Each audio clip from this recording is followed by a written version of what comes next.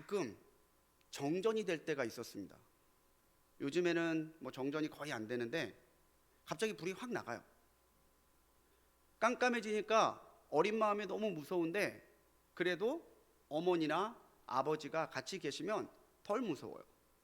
아버지가 계시니까, 엄마가 있으니까. 이게 동행의 위로이고 동행의 힘이죠. 우리도 때때로 정전과 같은 인생의 고난의 시기를 지날 때가 있습니다.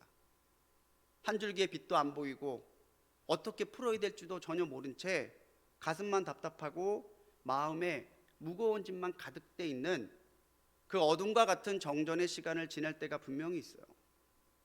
근데 그때에 우리가 세상의 다른 사람이 아니라 하나님께 소망을 두고 살고 있다면 내가 소망을 두고 있는 하나님이 나와 동행하심을 느낄 수 있고 그 가운데서도 어떻게 믿음으로 이 고난을 이겨나갈 것인가, 나와 동행하시는 하나님을 의지하며 살아나갈 수 있는 힘이 거기서 생기는 거죠. 지난주는 부활주일이었습니다. 부활의 기쁨과 소망을 가지고 우리 지금 이 부활절기를 살아가야 될 텐데 과연 우리는 무엇을 소망으로 여기고 살아야 될 것인가? 지난주까지 우리 공동체에 대한 말씀을 나눴는데 오늘부터는 소망이라는 주제를 가지고 성경이 우리에게 무엇을 소망이라 말하고 그 소망을 두고 사는 사람은 어떠한 삶을 사는 사람인가 설명해 주는 그 음성에 귀를 기울여 보고자 합니다. 오늘 말씀은 에스겔서의 말씀이에요. 에스겔 선지자는 제사장 가문의 출신이었는데 바빌론의 2차 침공 때 유다 왕 여호야긴과 함께 바빌론의 포로로 잡혀갔습니다. 그래서 유다 정착민 마을이 있는 그발에 있는 한 강가에서 함께 잡혀온 유대 포로민들과 살고 있었어요. 나라는 침략당했고 약속의 땅에 추방된 포로민들은 절망과 고통의 나날을 보내고 있었습니다. 그런데 오늘 하나님의 말씀이 에스겔 선지자에게 임했고요. 에스겔 선지자가 자신이 받은 하나님의 말씀을 선포할 때에 소망이 없던 그곳에, 절망만이 가득했던 그 땅에 하나님의 약속과 하나님의 소망이 나타나기 시작하고 있는 것을 우리는 에스겔서를 통해 볼 수 있습니다. 하나님만이 우리의 소망이심을 믿는 우리 성도님들이 되시기 바랍니다. 이처럼 하나님의 존재를 의식하고 하나님께만 소망을 두고 하나님이 내게 주시는 은혜와 내게 주시는 하나님의 뜻에 응답하며 사는 삶을요, 영성의 삶이라고 말해요. 소망의 하나님은 세상의 기준, 세상의 지혜가 아니라, 세상의 방법이 아니라 하나님만을 추구하고 하나님께만 소망을 두는 영성에 있는 사람만이 만날 수 있는 우리의 하나님이시라는 것이죠. 기독교 영성에서는요, 매우 중요한 도식이 하나 있습니다. 바로 정화, 조명, 일치예요. 어떻게 기독교 영성이 생겨나고 어떻게 기독교 영성이 더 성숙한 영성으로 발전되느냐, 이를 이해하기 쉽도록 나타낸 도식이 정화, 조명, 일치예요. 영성에 대해 물으실 때 이 도식만 기억하고 계셔도 여러분들이 영성에 대한 이해 설명하실 수 있습니다. 아무나 가르쳐 드리는 게 아닌데 수요일에 오신 분들만 특별히 알려드릴게요. 정화는 주님을 만남으로 자신이 죄인임을 깨닫고 세상의 다른 것이 아니라 하나님만을 추구하게 되는, 하나님만을 갈망하게 되는 상태예요. 조명은 그렇게 정결하게 되어 하나님만을 구하는 사람에게 성령께서 지혜의 빛, 생명의 빛을 비춰주셔서 하나님을 발견하게 하고 하나님의 은혜를 누리게 하는 겁니다. 일치는 그렇게 조명의 은혜를 통해 발견하고 만나게 된 하나님과 더욱더 깊이 교제함으로 주님과 깊이 하나가 되는, 일치가 되는 것을 사모하고 그것을 위해 노력하는 것이 일치의 영성이에요. 주님을 모르고 죄 가운데 있던 사람이 정화되고 성령의 조명을 받아서 주님과 하나 되는 삶을 살 때에 그 사람은 비로소 주님과 교제하고 주님의 뜻을 이루며 살아가는 영성의 삶을 살아갈 수 있다는 것이죠. 오늘 말씀에도 나와 있는 여호와 삼마, 삼마는 히브리어로 그곳이란 뜻입니다. 그곳. 여호와 삼마는 뭐예요? 여호와가 그곳에 라는 뜻이에요. 하나님이 그곳에 계시다는 말은 그것이 우리의 소망이라는 말입니다. 주님의 약속과 또 이를 응답하는 영성이 하나가 될 때에 비로소 우리는 하나님의 소망이 내 삶에 주어지고 나타나는 실제적인 은혜임을 체험하며 살 수 있다는 것이죠. 여호와 삼마라는 말씀을 볼 때에 우리가 먼저 기억해야 될 것은요, 하나님께서는 태초부터 지금까지 우리를 떠나지 아니하시고 우리와 함께 하셨던 하나님이시라는 거예요. 이전부터 계신 하나님, 이전부터 지금까지 역사하신 하나님이 바로 여호와 삼마의 하나님이시라는 거예요. 예전에는 주님이 계신 것을 몰랐어요. 예전에는 주님이 나와 함께 하심을 체험하지 못했어요. 그런데 내 심령에 주님이 찾아오셨을 때에, 귀로만 듣던 하나님을 눈으로 보게 될 때에, 아, 이분이 하나님이시구나, 그분의 정말 놀라운 실제적인 존재를 대면하게 됐을 때 이분에 대해 더 알고 싶고 이분의 은혜에 더 깊이 들어가고 싶다는 거룩한 열망이 기독교 성도들에게 나타나요. 그 단계가 정화죠. 우리가 먼저 기억해야 될 건요, 하나님이 멀리 계시다가 우리랑 상관없이 딴 데 계시다가 어느 날 갑자기 훅 찾아오시는 분이 아니시라는 거예요. 하나님은 모든 것을 창조하셨고 하나님은 우리와 늘 함께 계셨습니다. 우리가 몰랐을 뿐이죠. 우리의 죄와 욕심이 우리의 영안을 가리고 우리의 마음을 흐리게 함으로 우리의 주인 되시고 우리의 근원 되신 하나님을 보지 못하게 한 거예요.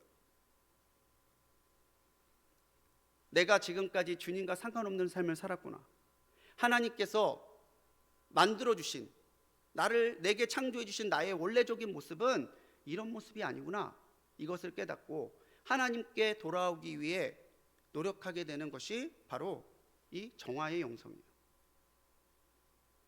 정화된 영성만이 하나님을 볼 수 있고 정화된 영성만이 하나님의 은혜를 생각할 수 있다는 거죠.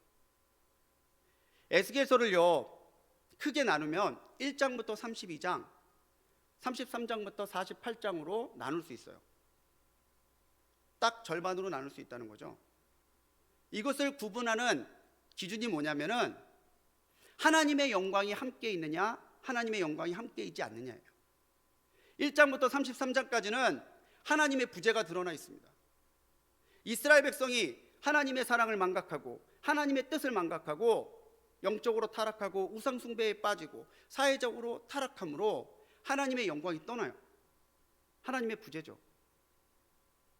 하나님의 부재가 나타난 곳에는 하나님의 소망이 없어요.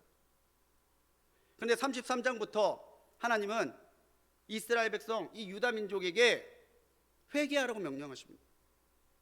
그리고 나서는 하나님께서 이 백성과 다시 동행하기 시작하시고 소망이 없고 낙심에 빠져 있는 그 포로민들에게 놀라운 약속들을 에스겔을 통해 선포하시면서 하나님께서 다시 회복시켜 주시겠다는 놀라운 비전을 보여주세요. 이게 하나님의 임재죠. 하나님이 오시니까 하나님이 임재하셨더니 그곳에 하나님의 소망이 나타나기 시작했다는 거예요.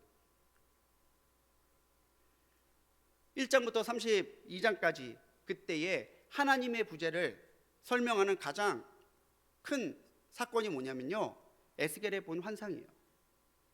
에스겔이 환상을 보는데 하나님의 영광이 하나님의 성전을 떠나요. 지성소에서부터 점점 나오더니 문 밖으로 나가버리셨어요. 하나님이 부재된 성전, 그게 하나님이 부재하신 유다 민족의 현 상황을 나타내주는 환상이었다는 거죠. 하나님이 부재하신 유다는 더 이상 선민이 아니라 하나님과 상관없는 외인에 불과했다라는 거예요. 하지만 33장부터 주님께서 다시 동행을 선언하시고 회복을 선언해 주셨을 때에 다시 이 소망 없던 민족에게 하나님의 소망이 나타나기 시작해요. 그것을 말해주는 사건이 바로 37장에서 우리가 잘 알고 있는 마른 뼈가 살아나는 환상이에요. 바싹 말라버린 메마른 뼈에 성령의 바람이 불고 그 사람에게 하나님의 생명이 입혀졌을 때 그들이 하나님의 군대로 다시 회복되는 거예요.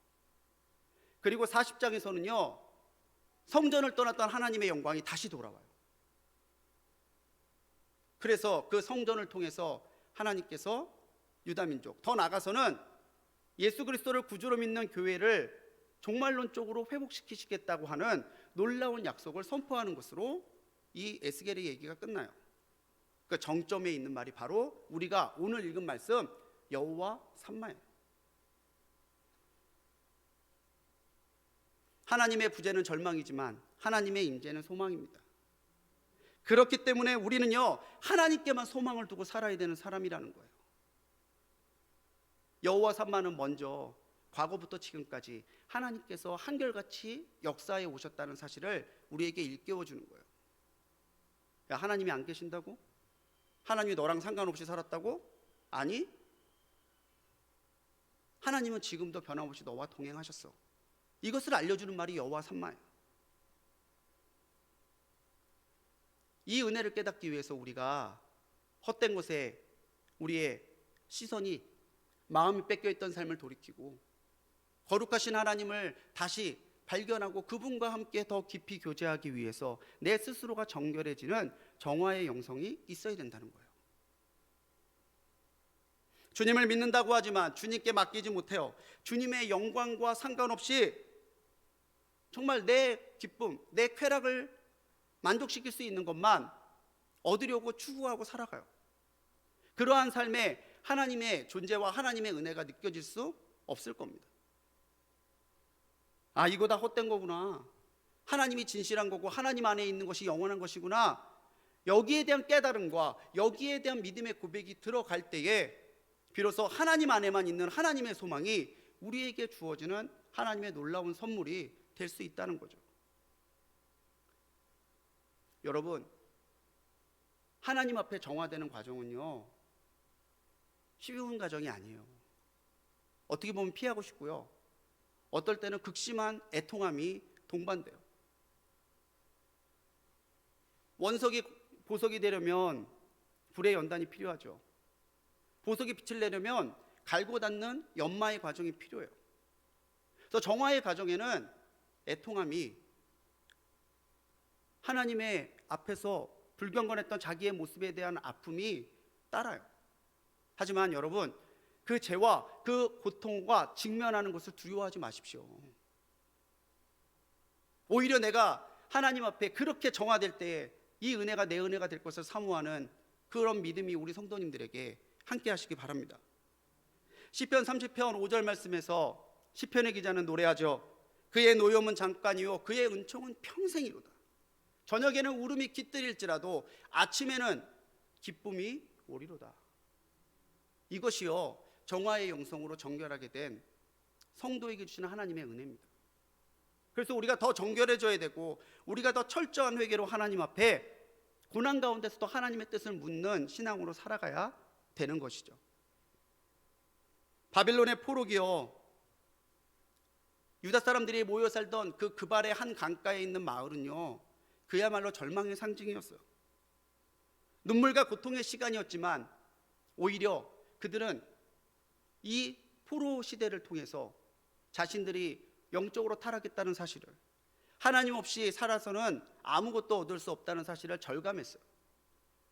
그들이 다시 포로의지에서 돌아와 성전을 다시 재건하고 다시 유다 공동체를 만들었을 때 그들이 제일 먼저 했던 일이 하나님께 돌아가고자 했던 신앙의 운동이라는 사실은 그들이 이 포로기를 헛되이 보내지 않았다는 사실을 보여주는 거죠. 우리 또한 죄의 종이었죠. 그리스도께서 우리를 위해 죽어주시고 죽음을 부활로 이기지 않으셨으면 우리에게는 아무런 소망이 없었을 거예요. 그렇다면요, 우리도 그리스도의 뜻 가운데 변화되는 삶을 살아야 된다는 거죠. 주님께서는 마음이 청결한 자가 주님을 볼 거라고 얘기하셨지만 사실 이 말은 뒤집어도 설명이 되는 거예요. 마음이 청결한 자가 하나님을 볼 수 있지만 하나님을 보고자 하는 사람이 하나님 앞에 정결해지는 거예요. 이 말씀 묵상하는데 계속해서 제 입에서 나오는 찬송이 있더라고요. 내 맘에 주여 소망되소서. 주 없이 모든 일 헛되어라. 밤에나 낮에나 주님 생각, 잘 때나 깰 때 함께 하소서. 이상하게 이 찬양이 계속 나와요. 이 찬양 계속 부르고 다녔어요. 주님 없이 모든 일 헛된 거예요. 하지만 내 마음에 주님이 소망돼 주시면요, 우리는 무엇이든지 할 수 있는 주님의 사람으로 변화되고 주님의 강한 군대로 설 수 있음을 믿으시기 바랍니다.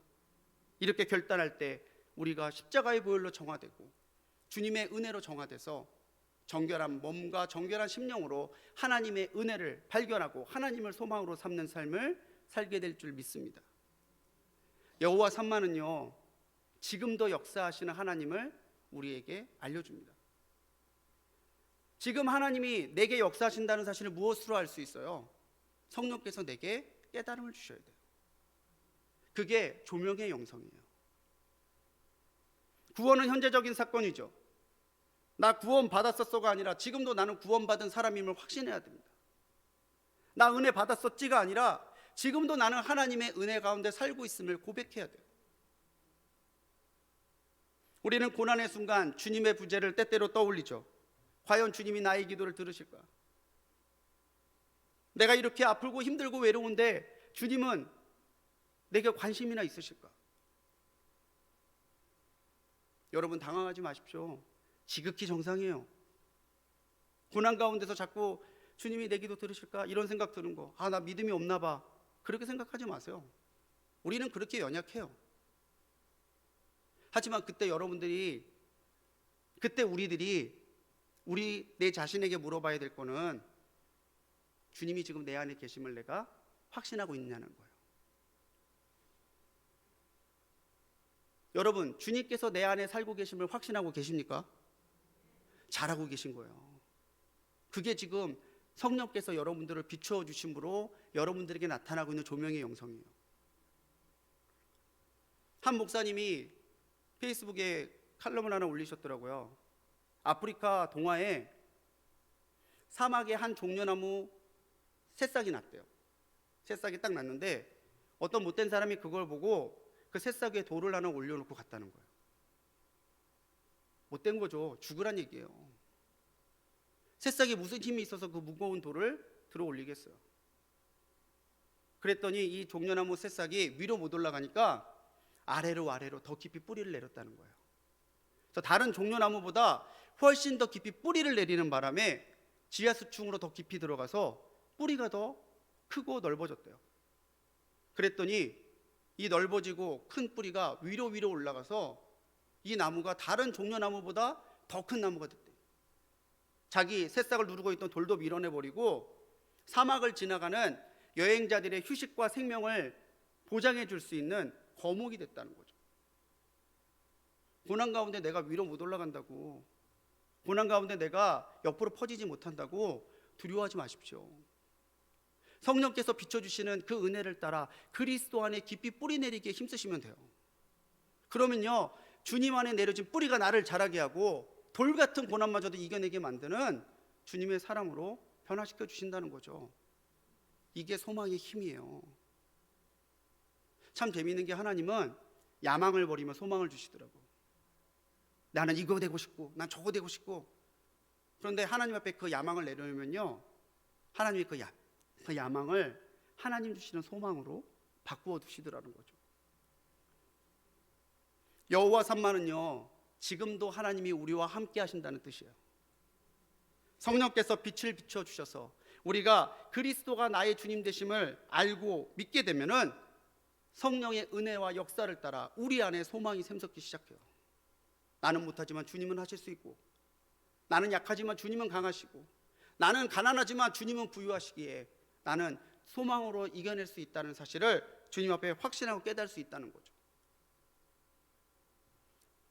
창세기 보면 야곱이 형 에서 아버지 이삭을 속이고 도망가죠.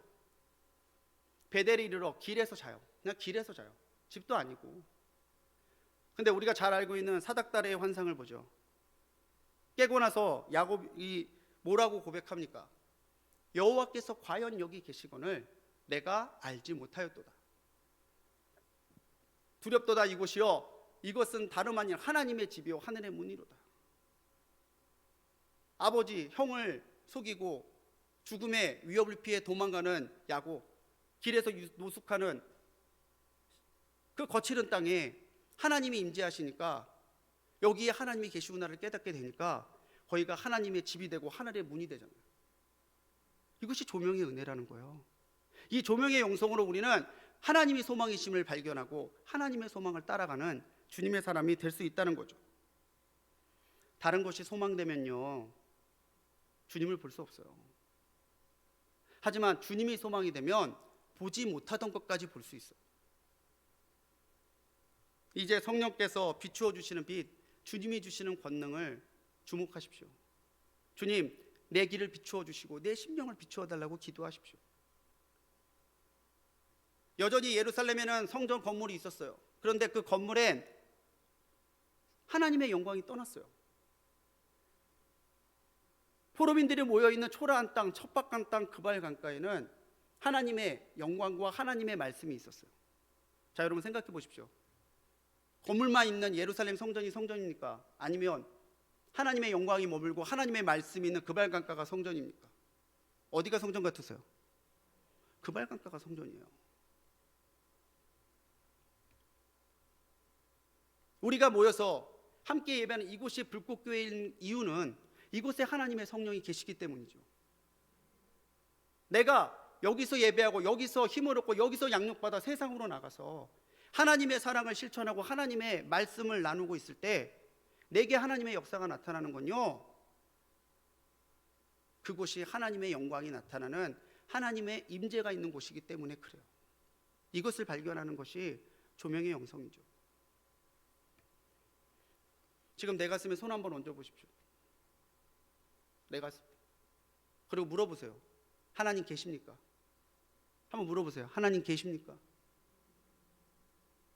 어떻습니까? 계신 것 같으세요? 확신이 드세요? 이 사실을 잊지 않게 해달라고, 하나님 내게 빛을 비추어 달라고 늘 고백하며 살아가는, 그래서 지금도 하나님은 변함없이 나와 동행하심을 체험하며 사는 소망의 성도님들이 되시기 바랍니다. 여호와 삼만은요 은혜의 미래를 약속하시는 하나님을 우리에게 알려줘요. 과거, 현재, 그리고 미래까지도 하나님은 다 책임져 주시는 하나님이시라는 거예요. 이런 하나님과 하나 되고자, 이런 하나님과 더 깊이 교제하고자 하는 마음이 바로 일치의 영성입니다. 이제 에스겔은 하나님께서 내가 내 민족을 어떻게 회복시키는지 봐라, 내가 내 성전을 어떻게 회복시키는지 봐라, 내가 어떻게 이 지구의 모든 사람들과 함께 은혜를 나눌지 봐라, 환상을 보여주세요. 에스겔의 환상은요 하나님의 구원의 완성의 계획이고 또 하나님께서 그렇게 하시겠다는 선포예요. 그 환상의 주 낸 내용이 바로 마지막 예루살렘 성전의, 예루살렘 성의 환상이에요. 성전뿐만 아니라 성이 회복되는 환상을 에스겔은 본다는 거죠. 그래서 요한계시록의 마지막에도요 예루살렘 성의 환상이 있는 거예요. 우리는 이 세상을 소망으로 삼고 사는 사람이 아니라 천국의 소망을, 부활의 소망을, 재림의 소망을 가지고 살아가는 사람들이라는 거죠. 소망이 뭐예요? 지금 당장은 없을 수 있어요. 지금 당장은 어려울 수 있어요. 하지만 언젠가는 하나님이 이루실 것을, 그게 내게 현실로 주어질 것을 선포하고 믿는 게 소망이죠. 괜찮아, 잘 될 거야, 아니야 될 거야, 그런 게 아니라 하나님이 되게 하실 것을 믿는 그 마음이 바로 하나님께서 주시는 미래를 소망으로 바라보는 성도의 마음이죠. 그리스도의 사역과 죽음 그리고 부활과 재림은요 우리로 하여금 지금의 은혜뿐만 아니라 주실 은혜에 대한 소망도 품게 만듭니다. 그래서 우리가 더욱더 예수님과 하나 되는 삶을 살아가도록 우리를 격려하고 우리에게 힘과 능력을 공급해 주는 거죠. 이 땅에서 보는 거 다 사라져 버릴 것들이에요. 근데 우리는 알면서도 여기에 집착한다는 거죠. 지평소 너무 안 넓어도 돼요. 넓어봐야 청소만 힘들어요. 주방 한 셈 아니어도 돼요. 식기도 그래. 코랄 아니어도 돼. 부귀력풍 자기 아니어도 돼요.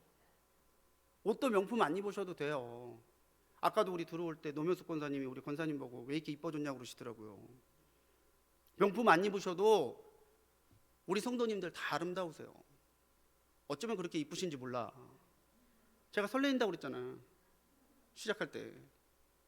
근데요, 우리에게 소망이 없으면 다 잃어버린 거예요. 우리에게 하나님이 약속해 주신 미래가 없으면 다 잃어버린 거예요. 그래서 주님은 우리가 늘 하나 되기를 원하시죠. 주님이 내 안에, 내가 주님 안에 있는 일치의 은혜를 우리가 누리며 살기를 원하세요. 오늘 같이 읽은 35절에서 한 번만 더 읽어봅시다. 시작. 그 사망성의 합계는 18,000척이라. 그날 후로는 그 성읍의 이름을 여호와 삼마라 하리라. 중요한 게 뭡니까? 그날 후로는이에요. 내가 이 말씀을 선포한 그날 이후로 여호와 삼마의 은혜가 쭉 내 백성들과 함께 할 것이다. 주님이 약속해 주신 거예요. 언제까지? 주님 다시 오실 때까지. 내가 예수 믿는 그날 후로, 내가 하나님께 소망을 둔 그날 이후로, 내가 기도하고 기도의 은혜를 기대하고 있는 이날 이후로 하나님은 계속해서 여호와 삼마의 은혜를 우리에게 부어주실 것이다 약속하시고 계시다는 거죠. 그렇기 때문에 우리가 소망을 주님께 두고 살아야 돼요. 시편 71편 14절에서 시편의 기자는 말하죠. 나는 항상 소망을 품고 주를 더욱더욱 찬송하리로다. 우리가 주님을 찬송할 수 있는 힘이 어디서 나와요? 빨리 다시 보여주세요. 빨리 이렇게, 빨리 컨닝해 보세요. 주를 더욱더욱 찬송할 수 있는 힘이 어디서 나요? 항상 주님을 소망을 품는, 거기서 나오는 거예요. 소망이 있는 사람은 고난 가운데서도 찬송할 수 있습니다. 소망이 있는 사람은 어떠한 가운데서도 하나님께 나갈 수 있다는 거죠. 질병이 있을 때 마취제를 맞으면 잠시 고난을 잊어요. 그런데 다시 아파요. 질병이 치유되지 않았거든요. 근데 치료제를 맞으면 질병이 치료되기 때문에 건강해져요. 하나님의 은혜가 마취의 은혜가 아니에요. 잠깐 잊게 해주는, 잠깐 그냥 그 고통을 잊게 해주는 그런 은혜가 아니라 하나님의 소망의 은혜는 우리를 완벽하게 치유하는 치료제와 같은 은혜라는 사실을 여러분 믿으시기 바랍니다. 메마른 뼈와 같이 소망 없던 우리들도 하나님의 소망의 바람이 불어오면 살아나서 하나님의 군대로 설 수 있어요. 우리 친구 목사님이 그런 얘기 하더라고요. 신방을 우리가 가잖아요. 아까 신방 위에서 우리 박유정 장로님도 기도해 주셨지만, 신방을 가면 신방이 뭐 하는 거냐면 성령의 불을 붙이는 거예요. 두려움이 있는 곳에 정말 가서 하나님의 위로가 필요한 곳에 성령의 불을 붙여서 하나님께 소망을 두는 삶을 회복하도록 격려하고 권면하는 게 신방이죠. 성령의 불을 위해서 그렇게 다니는데, 다니다 보면 이상한 불을 만난대요. 천불, 열불, 불안. 그럴 때 문제를 보며 가지고 있던 시선을 하나님께 돌려놓으면 신방을 통해서 신방을 하는 사람이나 신방을 받는 사람이나 하나님께 소망을 두는 삶을 회복해요. 저는요, 신방 다니면서도 하나님께 많이 은혜를 회복해요. 성도님들이 위로해 주실 때도 있고요. 제가 신방을 갔는데 신방 받고 온 적도 있어요. 목사님 힘내십시오. 아멘. 누가 누구를 신방했는지 모르겠어요. 근데 그렇게 소망으로 우리는 하나 되는 거예요. 우리가 소망의 주님을 바라볼 때 주님은 우리가 이 세상의 헛된 것을 버리게 하시고 주님을 갈망할 때 주님의 마음과 하나가 되고 주님의 존재와 하나가 되는 일치의 은혜를 베풀어 주신다는 거죠. 유다 백성에게 지금 당장 이 포로기를 내가 끝내줄게, 여기서 끝나지 않으셨잖아요. 내가 회복하고 너희를 통해서 인류를 회복하고자 하는, 그리스도를 통해서 인류를 살리고 부활의 소망을 통해서 인류에게 영원한 생명을 주시고자 하는 하나님의 약속을 여호와 삼마라는 말에 담아두셨음을 확신하는 우리 성도님들이 되시기 바랍니다. 요한복음 15장 7절에서 예수님이 말씀하셨죠. 너희가 내 안에 거하고 내 말이 너희 안에 거하면 무엇이든지 원하는 대로 구하라. 그리하면 이루리라. 주님과 하나 되고자 하는 거룩한 영성으로 주님을 따라가십시오. 그러면 그 이름으로 구하는 모든 것을 하나님께서 허락해 주실 줄로 믿습니다. 이전부터 동행하신 하나님을 정화의 영성으로, 지금도 역사하시는 하나님을 조명의 영성으로, 앞으로 내게 주실 소망을 약속해 주시는 하나님을 일치의 영성으로 따라가셔서 더욱더 주님과 친밀해지시고 주님께서 베풀어 주시고 약속하신 여호와 삼마의 은혜를 내 삶에서 응답받는 우리 모든 성도님들이 되시기를 주님의 이름으로 간절히 축원합니다. 우리 아까 제가 했던 찬송 한 번만 더 하고 끝냈으면 좋겠어요. 우리 1절만 한번 해볼게요. 정말 마음을 담아서 주님 소망돼 주십시오. 우리 같이 간절한 마음으로 찬양하시겠습니다.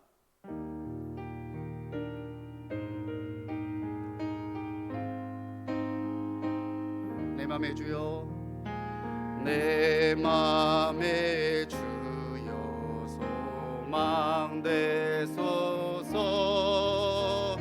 주 없이 모든 일 헛되어라.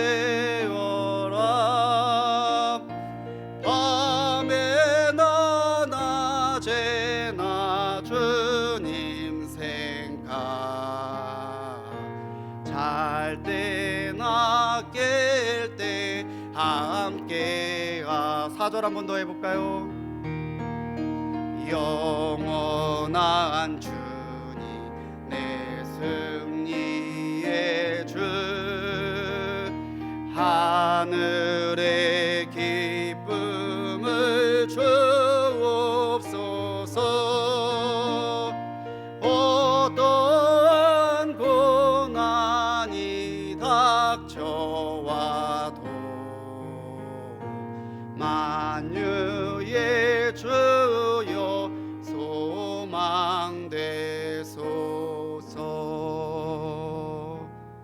기도하시겠습니다.